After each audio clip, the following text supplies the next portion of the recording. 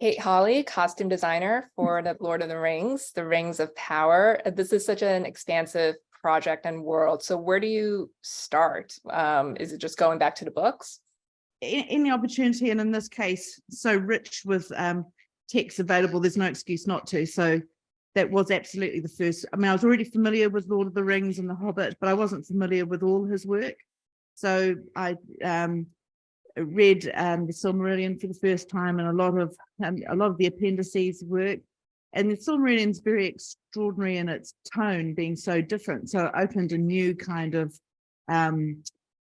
way of looking at the world. We're very familiar with the Third Age, and so I got the chance to look at the First Age and understand the arc. So it was big, broad sweeps there, and familiarizing yourself with characters that sometimes span, say, 6,000 years.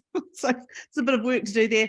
And then, so big sort of looking at the themes of Tolkien. A lot of it's grounded in nature, and we did that with each culture. It became a unifying thing, grounding each culture and race in the materiality that they were born from and created, in the case of Tolkien, and it's all there in his writing and the poetry of his writing. So we literally had rooms not only with mood boards, but we had materials, textures, materials from the real world, things like pearls and things on a table. We'd have areas for elves. So we're sort of mapping things out physically. We took quotes from his world, because at the time, script was still being developed. And we used his words to inspire a lot of descriptions for some of our races. And then, then it's working with it started off with a small crew and then became quite a big one. They would feed in things with materials and textures and sampling. And, from every aspect of the crew, we'd start testing ideas out. And we did a lot of it in-house. So, a lot of things were created and then measured against the other races. So we're constantly looking at the cultures of our world and developing that with the showrunners and production design and everything like that. So it was, it started off in big sweeps, and then of course it gets down to the minutiae with Tolkien, and all the prehistories of them were part of that storytelling as well, especially Elrond's background and things like that. So you have a history of wars that are, you sit between two great wars in this world. And then there's fallen cities like Gondolin. So all of this has to be understood. And I'd have researchers and wonderful fellow geeks, but all my crew became familiar with that. And that's a tremendous commitment that they all read all the work and understood that. Mm-hmm. Yeah, because you do have to build these characters' history through their clothes too. Yeah. Like you said, they're thousands of years old. And also in the Second Age, they're prosperous and thriving. So how do you find that balance between original designs by reinventing the source material, and then also keeping in mind things that the audiences have already seen in the films in the Third Age when they're in decline? Well, I mean, when you take on a project like this and you go, oh yeah, shit, there was all that amazing stuff that went before. And all of us have a lot of my colleagues directly within the costume department have worked on the 3 films, and The Hobbit, so the 6 films, and some of which I include myself. And all of them have tremendous love for the work. We all have tremendous respect for each other's work. My hat goes off to those films; they're extraordinary, and the craftsmanship that worked on there. But to work with a lot of that team again, who are enthusiastic about exploring another element of Middle Earth, is particularly looking backwards to that history. But the key is that we're sitting in the Second Age and we're somewhere in the middle. So it gave you a different translation. Bayona talked definitely about the Second Age being the golden age of elves and dwarves. And then again, there's the sort of wonderful biblical almost and mythological events of the Silmarillion in the First Age to look at, where elves weren't perfect and made mistakes. They just had the benefit of maybe, say, 6,000 years when we get to them in Lord of the Rings to learn and create the wisdom from that. And I think it felt important in some ways to sort of, I was asked by the showrunners to ground them, and particularly in the Northern Waste, when we see Galadriel on her quest, and that we used elves' sense of time and appreciation of beauty and in a very modern, almost interior design sense, that sort of imperfection so we showed age on some of the clothes, as much as we could. And I think it's always a difficult line when you create a lot of breakdown and things, and then you're sort of balancing that on a daily level on set, and in this case in TV. So we tried to show a patina in that of aging, because some of these garments would have been worn for 1,000 years. So, that was. Well, yeah. Well, I'm also thinking about like the chainmail that a lot of them wear, especially like over their armor. It's like they've had that for forever. Yeah, and I sort of don't think elves sort of throw away things lightly. I don't think they're hoarders. But Elrond loves his artifacts and his books, and that's what we see of him in the Third Age. But he's on the beginning of that journey. And with the Northern Waste, they've been on that quest for 1,000 years. And I know, there's what we call magic, however you define that, properties in elven clothing.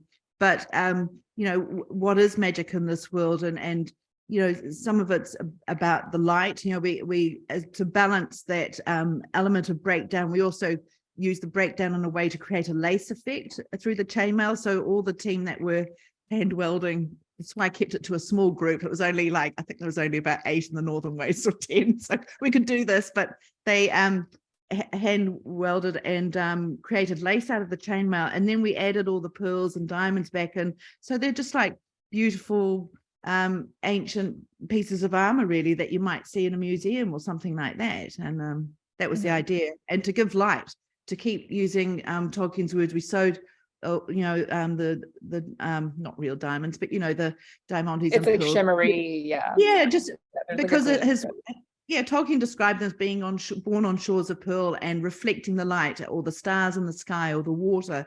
So we were trying to use that so that light could catch all of that. And we went back to use quite a lot of old Celtic and Nordic references with the jewelry of the brooches and things, and they were made from pearls. But we wanted quite an organic feeling in this world. So, a lot of that stuff has a little bit more of a, not rougher, but more elemental quality. Well, a lot of the characters in the world, they're shorter or taller than they are in real life, like the dwarves. So how do you go about designing clothing to, for the dwarves to like mask their real height? Yeah, well, it's like with both the dwarves and the half-orcs, you then get really tall actors next to really small elves. It was a little bit of it's always a challenge, and again you blithely go, oh, this was done before, and then you have to go through the actual work and realize what was put into it to achieve that. And sometimes I work very closely with visual effects and with our production design, because everything had to be echoed with whatever we did, they did, and vice versa. So there was a huge amount of collaboration on something as specific as scale, and it drives you balmy at times. But with the dwarves and that, it was first all about finding what is a dwarf's physicality, in this world. They're humanoid creatures rather than, they're not just your man up the road or whatever. So it was about drawing their bodies, what's the physicality, ideally in a perfect world, what size would their heads be in proportion to those bodies. And also knowing that we had TV timelines and pace. The showrunners, JD and Patrick, and our producer Lindsay, specifically asked that we didn't come up with something that would require 6 hours of makeup and prosthetics. So we had to help in that way. So part of it was about the casting, finding amazing character faces in that world. And there was this huge elaborate chart that visual effects did about going, this height is the perfect, no one taller than this, and that's all great. And then you go, but there's that amazing face there. So it was about trying to find individuals that we could enhance and create characters from more than anything. But we did lots of tricks to try and avoid building up, having lots of fat suits and things like that. So it was about dropping waistlines visually and creating clothes. And I was looking at the world of the Nibelung and all the Nordic mythology for that. And a lot of those old classical garments from that world that Tolkien was looking at, or that those mythologies came from, lent itself to some of that. And then the proportions of things would change. For example, in the half-orcs and that, we created headdresses, and we spent weeks working out how big an acorn was before it became too big, or a berry, and we made all these things, and that's where technology comes in really well. We could do sort of 3D scans of fruit and then look at it and then cast it. But all those things that sort of helped suggest scale. We scaled details up a bit, because then we had to think how much smaller it had to be when we had our scale double. So you might have all the armor that we did for the dwarven guards were made out of, we sculpted all these scales, a bit like sort of pangolin dragon scales, and then we had to do probably about 60 different sizes there, and then we had to make 20,000 each of those, and then we had to scale that lot down for the small guards. So you had to keep working back and forth to see what would work on different bodies. So it was a minefield and needed a team. Needed a really great team helping work that out.